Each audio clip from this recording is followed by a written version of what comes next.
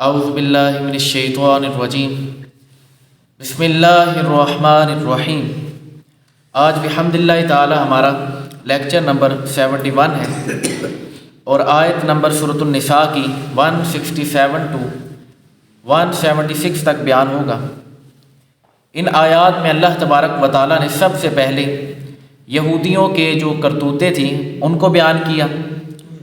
اور اس کے بعد عیسائیوں کا اس انداز کے ساتھ رد کیا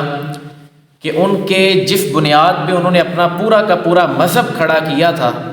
اللہ تبارک و تعالیٰ نے اسی بنیاد پر ڈائریکٹ رد کیا، اور انہی کی بنیاد یعنی حضرت عیسیٰ علیہ السلام انہی کی بنیاد پہ پورا مذہب کھڑا ہے نا، تو اسی کے طریقے کے ساتھ جواب ارشاد فرمایا اور بڑے احسن انداز کے ساتھ، تاکہ اگلا بندہ دوبارہ اعتراض کرنے کے قابل رہے ہی نہ مناظرہ کرنے کے لیے آ سکے، نہ مجادلہ کرنے کے لیے آ سکے، نہ مقابلہ کرنے کے لیے آ سکے، کوئی صورت اس کے پاس باقی نہ رہے کہ میں کچھ اور جواب لینا چاہتا ہوں۔ بسم اللہ الرحمن الرحیم۔ ان الذین کفروا وصدوا عن سبیل اللہ قد ضلوا ضلالا بعیدا۔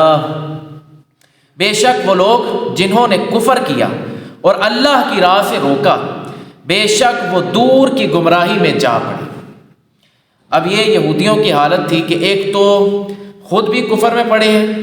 سارا کا سارا پتہ بھی ہے کہ نبی علیہ السلام کے اوصاف تورات کے اندر لکھے ہیں، خود تو کفر کے اندر ڈلے ہی ڈلے،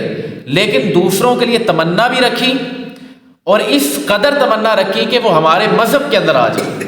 حالانکہ ان کو پتہ بھی ہے کہ وہ سارے کے سارے سچے ہیں۔ تو فرمایا کہ انہوں نے تو بہت زیادہ بعید دور کی گمراہی انہوں نے خرید لی۔ اس کے بعد فرمایا ان الذین کفروا وظلموا لم یکن اللہ لیغفر لهم ولا لیہدیہم طریقا۔ بے شک وہ لوگ جنہوں نے کفر کیا اور ظلم کیا، اللہ ہرگز انہیں نہ بخشے گا اور نہ انہیں کسی راستے کی ہدایت عطا فرمائے گا۔ نمبر 1 ظلم کیا، کفر کیا اپنے اوپر، اور پھر اس کے بعد آٹومیٹک ظلم کے اندر ملوث ہو گئے، اور یہ بنیاد بھی یہودیوں کا طرز عمل تھا کہ پہلے تو خود کفر کیا، پھر ظلم اس بنیاد پہ کر رہے ہیں کہ جو اگلے لوگ ہدایت کی طرف جا رہے ہیں ان کو بھی کھینچ کے کوشش کر رہے ہیں کہ اپنے مذہب کے اندر لے آئیں۔ اب ان کے لیے اللہ تبارک و تعالیٰ نے وعید پوری بیان کی اور پوری سند دے دی، کہا کہ الا طریق جہنم خالدین فیہا ابدا، مگر جہنم کے راستے کی جس میں ہمیشہ ہمیشہ رہیں گے۔ یعنی نہ اللہ ان کافروں کو جنہوں نے کفر کیا اور ظلم کیا نہ ان کو بخشے گا، نہ ان کو کوئی راستہ دکھائے گا سوائے اس راستے کے کہ ان کا ٹھکانہ جہنم ہے۔ یہ بس ایک ہی ان کے لیے راستہ ہے اور وہ جہنم کا ہے، اور ہمیشہ اس میں رہیں گے۔ وَكَانَ ذَلِكَ عَلَى اللَّهِ يَسِيرًا، اور یہ اللہ پر بہت زیادہ آسان ہے، اللہ کے لیے تو یہ چیزیں مشکل نہیں ہیں۔ اس کے بعد فرمایا یا ایھا الناس قد جاءکم الرسول بالحق من ربکم فآمنوا خیرا لکم۔ اے لوگوں، تمہارے رب کی طرف سے تمہارے پاس یہ رسول حق کے ساتھ تشریف لائے تو ایمان لاؤ، تمہارے لیے بہتر ہوگا۔ وَإِن تَكْفُرُوا فَإِنَّ لِلَّهِ مَا فِي السَّمَاوَاتِ وَالْأَرْضِ، اور اگر کفر کرو گے تو بے شک اللہ ہی کا ہے جو کچھ آسمان میں ہے اور جو کچھ زمین میں ہے۔ وَكَانَ اللَّهُ عَلِيمًا حَكِيمًا، اور اللہ علم والا حکمت والا ہے۔ یہاں پہ ان کو دعوت دی گئی، کہا کہ تمام نوع انسانی کے لیے، جتنی بھی انسانیت ہے ان سب کے لیے خوشخبری ہے کہ ہم نے ان کے لیے ایک رسول بھیجا، اور وہ بالکل حق کے ساتھ بھیجا،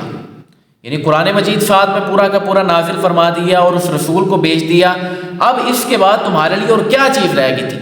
تمہیں تو چاہیے تھا کہ تم ہر چیز کو اب اللہ کے حضور یعنی اپنے آپ کو بری ذمہ کر لیتے اور ہدایت کی طرف آ جاتے، اللہ کے حضور جھک جاتے، لیکن تم نے انکار کیا۔ پھر یہ بھی سن لو کہ جو شخص انکار کرے گا وہ پھر اس چیز کو سمجھ لے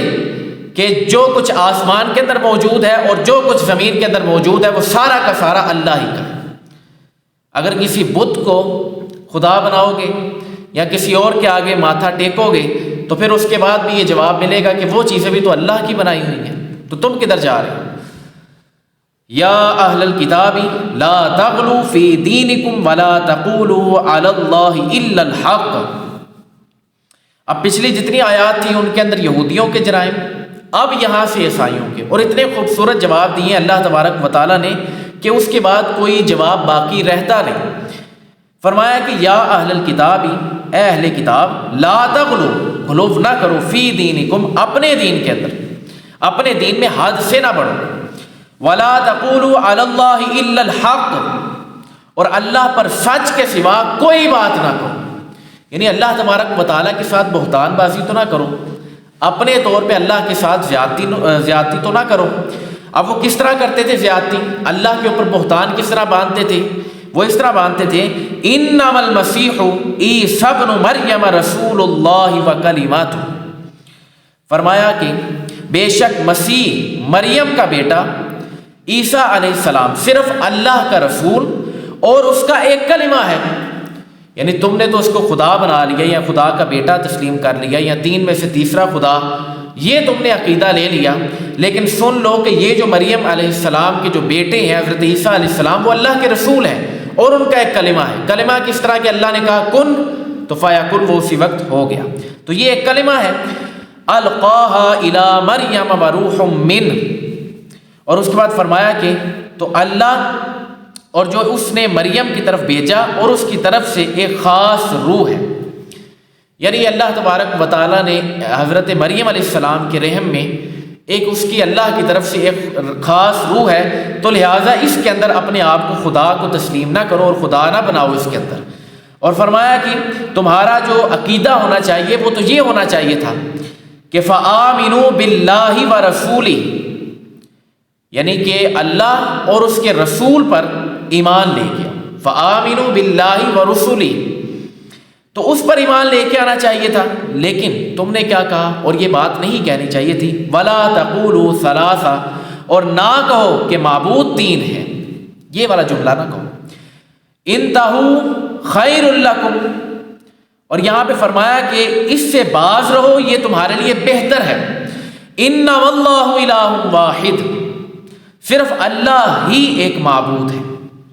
اللہ کے سوا اور کوئی معبود نہیں۔ سبحانہ ان یکون لہ ولد، وہ پاک ہے اس سے کہ اس کی کوئی اولاد ہو، یعنی اس معاملے سے وہ بالکل پاک ہے، اس کی کوئی اولاد نہیں ہے۔ لہ ما فی السماوات و ما فی الارض، اسی کا ہے جو کچھ آسمان میں ہے اور جو کچھ زمین میں ہے۔ وکفی باللہ وکیلا، اور اللہ کافی کارساز ہے۔ اب یہاں پہ آپ ایک چیز سمجھ لیں کہ یہاں پہ جو اللہ تبارک و تعالیٰ نے پوری آیت مبارکہ کے اندر ایک چیز سمجھائی ہے وہ یہ ہے کہ تم عقائد خراب نہ کرو، کہ اللہ کا بیٹا یہ تسلیم نہ کرو، اور اس کی بنیاد عیسائیوں کے اندر خود کے موجود 4 مذہب ہیں، اور بڑے بڑے ان کے موجود ہیں مذہب، جن میں سے ایک یعقوبیہ ہے، اور دوسرا ملکانیہ، تیسرا نستوریہ، اور چوتھے نمبر پہ مرقوسیہ۔ ان سب کے بھی پھر اپنے اپنے عقائد ہیں، خالی عیسائی ایک مذہب نہیں ہے، اور اس کے اندر بھی بیسیوں ہیں، یعنی یہ 4 مذہب قائم کرنے کے بعد ان کے اندر اور بھی بیسیوں ہیں۔ اب ان سب کو اللہ نے مخاطب کیا ہے، اور یہ جو چاروں کے عقائد اور نظریات کیا تھے کہ جس طرح حضرت عیسیٰ علیہ السلام کے بارے میں ان سب کا علیحدہ علیحدہ موقف ہے، اور اس کے اندر جو یعقوبیہ اور ملکانیہ ہے وہ حضرت عیسیٰ علیہ السلام کو بذات خود خدا تسلیم کرتے ہیں، یعقوبیہ اور ملکانیہ۔ اور اس کے بعد جو تیسرا گروہ ہے وہ حضرت عیسیٰ علیہ السلام کو خدا کا بیٹا تصور کرتے ہیں، اور وہ کون سا ہے؟ نستوریہ۔ اور اس کے بعد جو آخر میں رہ جاتا ہے مرقوسیہ، ان کا عقیدہ یہ تھا کہ اللہ تبارک و تعالیٰ یعنی کہ خدا، ہمارا خدا 3 میں سے تیسرا خدا ہے۔ اب اس کے اندر بھی بیسیوں طرح کے اختلاف ہیں، اور ان میں سے جو سب سے بڑی انہوں نے رائے قائم کی وہ یہ کی کہ 3 میں سے تیسرا خدا اس طرح قائم ہوگا کہ نمبر 1 پہ وہ ذات، پھر اس کا بیٹا نعوذ باللہ یعنی حضرت عیسیٰ علیہ السلام اللہ کے بیٹے ہوئے، یہ 2 ہو گئے، اور تیسرا حضرت جبرائیل علیہ السلام جو ان دونوں کے درمیان آپس میں رابطہ قائم کرواتے ہیں، تو وہ بھی خدا ہے۔ تو 3 خدا انہوں نے بنا لیے۔ اللہ تبارک و تعالیٰ نے کہا یہ والی بات نہ کہو، بلکہ صرف اور صرف یہ ایمان لے کے آؤ کہ ہم اللہ اور اس کے رسول پر ایمان لے کے آتے ہیں۔ اور پھر ان کے اوپر جو ان کا سب سے بڑا رد کیا یہ سارے کے سارے عقائد و نظریات ان کے واضح کرنے کے بعد جو رد کیا نا اللہ تبارک و تعالیٰ نے، وہ اس طرح کیا کہ وفد آیا ایک نبی علیہ السلام کی بارگاہ کے اندر نجران سے، اور انہوں نے آ کے نبی علیہ السلام سے کہا کہ آپ یہ کیا بات کرتے ہیں کہ حضرت عیسیٰ علیہ السلام اللہ کے بندے تھے، یہ جملہ آپ کیوں کہتے ہیں؟ نبی علیہ السلام پر اعتراض کیا۔ اب اللہ تبارک و تعالیٰ نے کیا خوبصورت جواب دیا، اور یہ ایک سمجھ لیں کہ قیامت تک کے لیے بالکل اینڈ تک، جب تک حضرت عیسیٰ علیہ السلام امتی بن کے نہیں آتے، اور اس کے بعد بھی قیامت تک کے لیے ان کے لیے ایک بالکل جھٹکا دے جواب ہے کہ اللہ نے فرمایا لَن يَسْتَنْكِفَ الْمَسِيحُ أَن يَكُونَ عَبْدًا لِلَّهِ، نہ تو مسیح اللہ کا بندہ بننے سے کچھ آر محسوس کرتے ہیں۔ حضرت عیسیٰ علیہ السلام تو اگر ان کو کہا جائے نا کہ میں کس کا بندہ ہوں تو وہ بے ساختہ کہیں گے، اور وہ اس چیز میں کوئی آر محسوس نہیں کرتے کہ میں اللہ کا بندہ ہوں۔ تو جب وہ یہ کہہ رہے ہیں خود کہ میں اللہ کا بندہ ہوں اور اس کی طرف سے رسول آیا ہوں، تو لہٰذا تمہیں کیا تکلیف ہے، تمہیں کیا اعتراض ہے کہ تم اس کے اندر دو نبریاں دکھا رہے ہو، اور تم کہہ رہے ہو کہ نہیں وہ خدا ہے، یہ خدا کا بیٹا ہے، یہ تین میں سے تیسرا ہے۔ تو یہ تمہارے نظریات سارے کے سارے باطل ہیں کہ جب جن کے بارے میں تم نے عقیدہ کلیم کر رکھا ہے، جس نبی کی بنیاد پہ پورا کا پورا مذہب کھڑا کیا ہوا ہے، تو وہ خود بھی اللہ تبارک و تعالیٰ کی حضور اپنی عاجزی اس قدر رکھتے ہیں کہ اگر ان کو کہا جائے کہ تم اپنے آپ کو اللہ کا بندہ کہو تو وہ اس چیز میں کوئی شرم کوئی حیا محسوس نہیں کرتے، بلکہ وہ کہنے کو تیار ہیں۔ تو اس سے بڑھ کے اور کیا دلیل ہو سکتی ہے؟ اور اس کے بعد فرمایا وَلَلْمَلَائِكَةُ الْمُقَرَّبُونَ، اور نہ مقرب فرشتے، یعنی نہ حضرت عیسیٰ علیہ السلام کو کوئی ٹینشن ہے کہ وہ اللہ کے حضور آ کے بس اتنی بات کہہ دیں، یا لوگوں کے سامنے بھی کہ میں اللہ کا بندہ ہوں، کوئی ان کو ٹینشن نہیں، اور نہ ہی مقرب فرشتے یعنی جو اللہ تبارک و تعالیٰ کے خاص فرشتے ہیں ان کو بھی کوئی اس چیز کے اندر آر محسوس نہیں کہ وہ اپنے آپ کو عجز اللہ تبارک و تعالیٰ کے حضور رکھیں۔ اور اس کے بعد فرمایا وَمَن يَسْتَنْكِفْ عَنْ عِبَادَتِهِ وَيَسْتَكْبِرْ فَسَيَحْشُرُهُمْ إِلَيْهِ جَمِيعًا، جو اللہ کی بندگی سے نفرت کرے۔ اب وہ جو اعتراض لے کے آئے تھے ان کے حق میں یہ آیت نازل ہوئی نا کہ تم آ کے نبی علیہ السلام کے اوپر یہ اعتراض کر رہے ہو کہ وہ حضرت عیسیٰ علیہ السلام کو اللہ کا بندہ کہتے ہیں، تو تمہیں کیا اس چیز کے اندر تکلیف ہے کہ حضرت عیسیٰ علیہ السلام خود کہنے کو تیار ہے۔ اور اس کے بعد فرمایا کہ جو اللہ کی بندگی یعنی اپنے آپ کو بندہ کہنے سے نفرت محسوس کرے، تو فرمایا اور تکبر کرے، تو ان قریب وہ ان سب کو اپنے پاس جمع کرے گا۔ تو اس وقت کیا کرو گے کہ وہ سارے کے سارے جب عیسائی اللہ کے حضور تم سارے کے سارے اکٹھے ہوگے اور حضرت عیسیٰ علیہ السلام بس آ کے اتنا سا جملہ کہہ دیں گے کہ میں اللہ کا بندہ ہوں، تو تمہارے پلے کیا رہ جائے گا؟ کوئی بات ہی تمہارے پلے نہیں رہ جائے گی۔ تو لہٰذا اس وجہ سے یہ بندے کو اس چیز کے اندر باعث فخر اور عزت کے ساتھ اپنے آپ کو بندہ اللہ کا بندہ کہے اور اس میں کوئی آر محسوس نہ کرے، یہ بندے کے لیے ایک باعث فخر بات ہے کہ میں اللہ کا بندہ ہوں۔ فَأَمَّا الَّذِينَ آمَنُوا وَعَمِلُوا الصَّالِحَاتِ فَيُوَفِّيهِمْ أُجُورَهُمْ وَيَزِيدُهُمْ مِنْ فَضْلِهِ، اس کے بعد اللہ تبارک و تعالیٰ نے فرمایا تو وہ جو ایمان لائے اور انہوں نے اچھے عمل کیے تو اللہ انہیں ان کے پورے اجر عطا فرمائے گا اور انہیں اپنے فضل سے زیادہ دے گا، یعنی اللہ تبارک و تعالیٰ انہیں زیادہ عطا فرمائے گا۔ وَأَمَّا الَّذِينَ اسْتَنْكَفُوا وَاسْتَكْبَرُوا فَيُعَذِّبُهُمْ عَذَابًا عَلِيمًا، اور جس نے اور وہ جنہوں نے نفرت اور تکبر کیا تو انہیں دردناک سزا دے گا، یعنی یہ وہی معاملہ جو پچھلی آیت کے اندر بیان ہوا ہے کہ جو بندہ اپنے اندر عاجزی اختیار کر لے گا تو اللہ تبارک و تعالیٰ اس کو اپنے فضل سے زیادہ عطا فرمائے گا، لیکن جو بندہ تکبر کرے گا تو پھر اس کے لیے صرف اور صرف دردناک عذاب ہے۔ وَلَا يَجِدُونَ لَهُم مِّن دُونِ اللَّهِ وَلِيًّا وَلَا نَصِيرًا، اور اللہ کے سوا نہ اپنا کوئی حمایتی پائے گا نہ کوئی مددگار پائے گا۔ اللہ کے حضور نہ کوئی اس وقت سفارش کرے گا نہ کوئی آگے بڑھ کے اس چیز کے حق میں کوئی بات کرے گا سوائے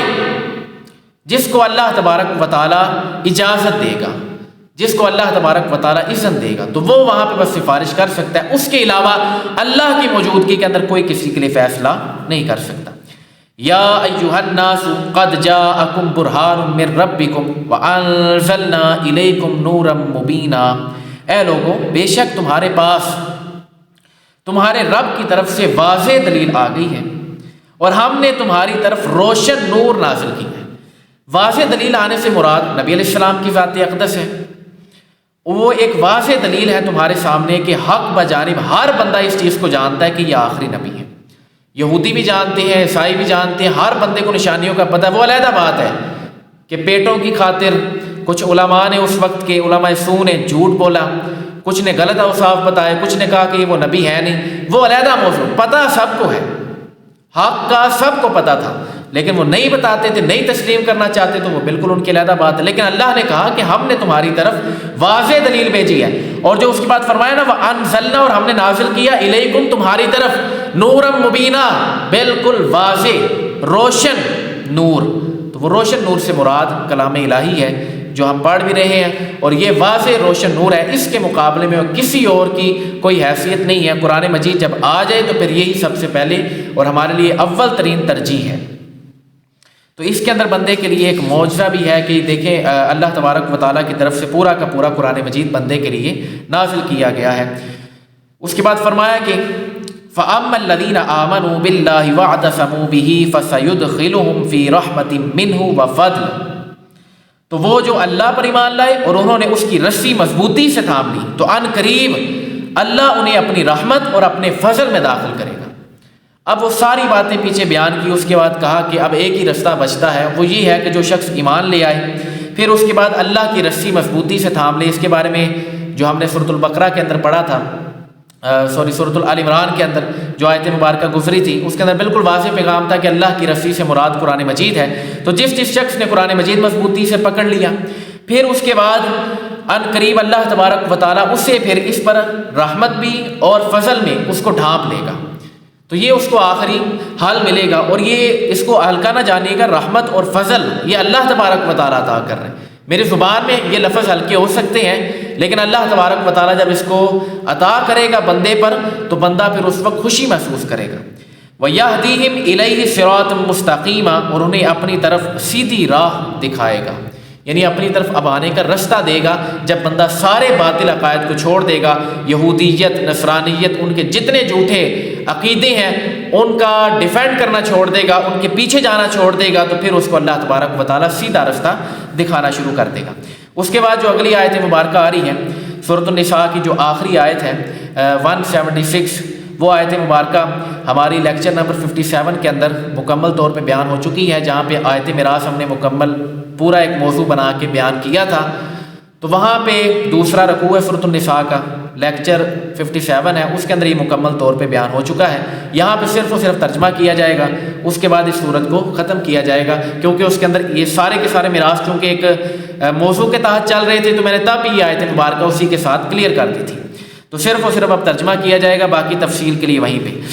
بسم اللہ الرحمن الرحیم۔ یستفتونک قل اللہ یفتیکم فی الکلالہ، اے حبیب تم سے فتویٰ پوچھتے ہیں کہ تم فرما دو کہ اللہ تمہیں کلالے کے بارے میں فتویٰ دیتا ہے۔ کلالے سے مراد اس وقت میں نے بتا دیا تھا، فی الحال مختصر سے سن لیں کہ کلالہ وہ ہے جس کا نہ بھائی ہو، نہ بہن ہو، نہ باپ ہو، نہ بیٹے ہو، کوئی رشتہ دار اس کا باقی نہیں رہا، اکیلا تنہا ہے، تو اس کے بارے میں کیا احکام ہیں وہ یہاں پہ بیان ہوئے۔ ان امرؤ ہلک لیس لہ ولد ولہ اخت فلہا نصف ما ترک، اگر کسی مرد کا انتقال ہو جس کی اولاد نہ ہو اور اس کی ایک بہن ہو، تو ترکے میں اس کی بہن کا آدھا حصہ ہوگا۔ وَهُوَ يَرِثُهَا إِن لَّمْ يَكُن لَّهَا وَلَدٌ، وہ مرد اپنی بہن کا وارث ہوگا اگر بہن کی اولاد نہ ہو۔ فَإِن كَانَتَا اثْنَتَيْنِ فَلَهُمُ الثُّلُثَانِ مِمَّا تَرَكَ، پھر اگر دو بہنیں ہوں تو ترکے میں ان کا 2/3 حصہ ہوگا۔